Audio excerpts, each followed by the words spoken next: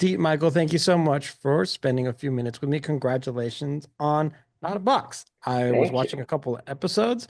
It was very colorful and very engaging. I loved it. I was like, oh yeah.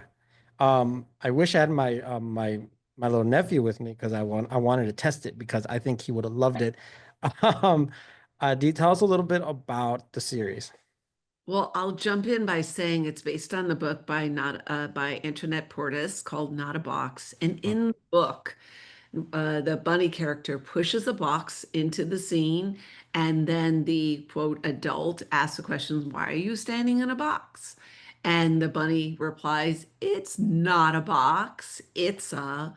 And then you turn the page in the book and you see what she's imagining in that moment. And throughout the book, it's different things that she's imagining. So we took that book and that idea and said each episode is going to be a different thing.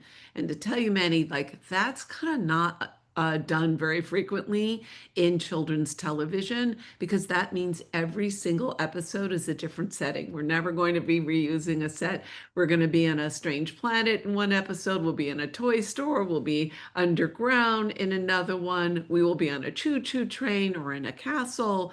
It really takes you wherever Riley's imagination is going to go. And for me, this is a series that I think parents and kids and anyone who watches it is going to be delighted with because it's all about empowering the imagination. It's something we all have, no matter what job we have or no matter what we do on our day to day. We all have to use creativity and imagination. And so this is a show to empower us to see the power of our own storytelling. I really think that this book is just catered to television, and it's because of a series like this that we see it. Michael, I do want to continue on that point. How important is it to fuel children to really use their imagination? Because I mean, I remember being little and taking boxes and other things and pretending there's something else. And I think with the color palette that you guys chose and the art style, which goes with the book. I think it's so captivating and it really does help you like, hey, yeah, let's imagine. Yeah, I mean, I can tell you from experience that boxes help form the person that I am today. I grew up where my dad was in a business where he would get these large cardboard boxes and these large cardboard tubes. He was in the carpeting business. And then I had a neighbor that was also in the appliance business. So he would get those giant boxes that washer and dryers came in. So we spent a lot of my childhood building things out of cardboard boxes. And it wasn't and that just fueled my imagination. I was in a rocket ship in my backyard or a submarine or a race car. I mean, or an airplane. I did all those things. Um, and they fueled my imagination and they made me want to or turned me into a storyteller years later. So I highly recommend it for young audiences to use their imagination in any way possible and to tell stories and for parents to listen to those stories. It's a great way to go, and it's just a wonderful way to express yourself. Yeah, it would be a great exercise actually to watch it and then to like, okay, now let me see what you want to do with this box. And it could be a great bonding moment, I think. Um, Talk to me a little bit, Deet, about developing that art style that I said I really liked. I see the painting behind you that kind of similarly, I see a lot of watercolors. I see a lot of what I saw in the series was a lot of the way the art is that can be really relatable to a child. And it's like, oh yeah, that's a piece of art that I could have made. And I really like that. Yeah, I think you're absolutely right, Manny. It's like kind of you want to feel like that could have come out of a child's imagination and made by a child because it has that tactile, imperfect feel to it. But at the same time, that it has a little bit of adult in it because it's a lot of layers and structure to the world that she's imagining, right?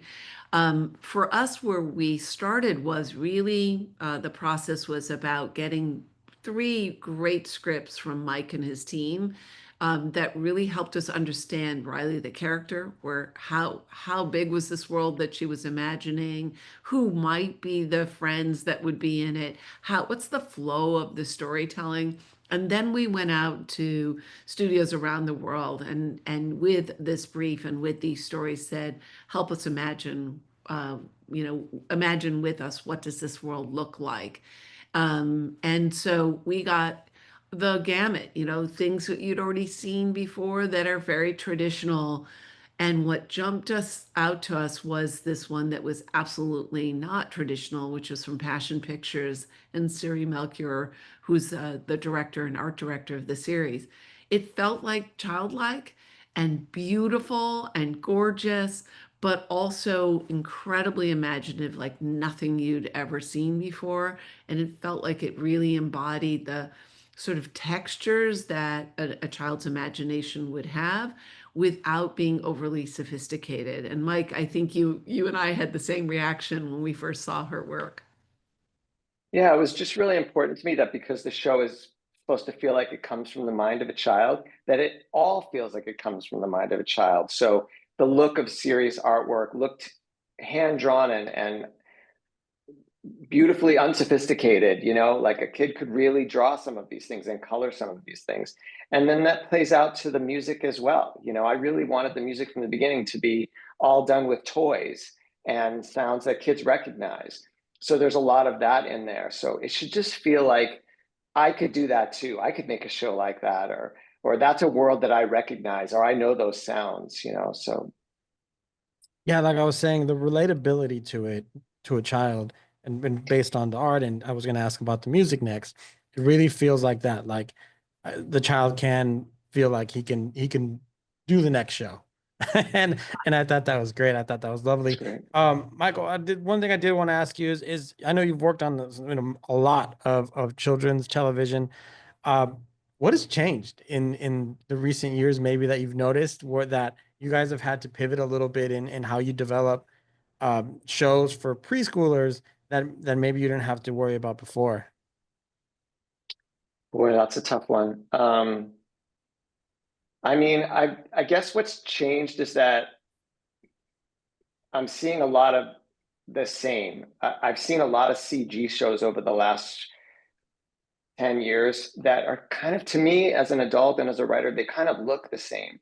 And I'm seeing a lot of repetition in storytelling.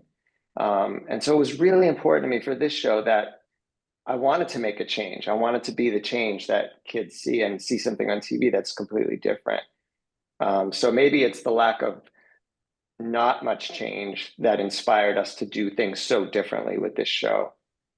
I don't know, Dee, what do you think? Yeah, I agree. We looked at other shows, and not that we're criticizing them in any way, but sometimes there was like a frantic pace to something or a sameness that seemed to be what is driving the market in other places. And when we came into Apple TV Plus with this show, with a show that literally every episode is a different world, right? A different place that we're taking her.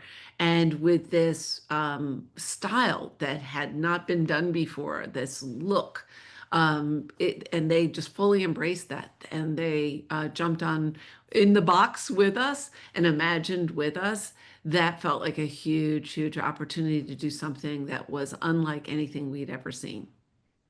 But it absolutely fits the theme of it all. I mean, my imagination, anyone's imagination, is really going to be thinking the same thing, twice. We're going to have different stories, different experiences based on what we're going through that day or last week.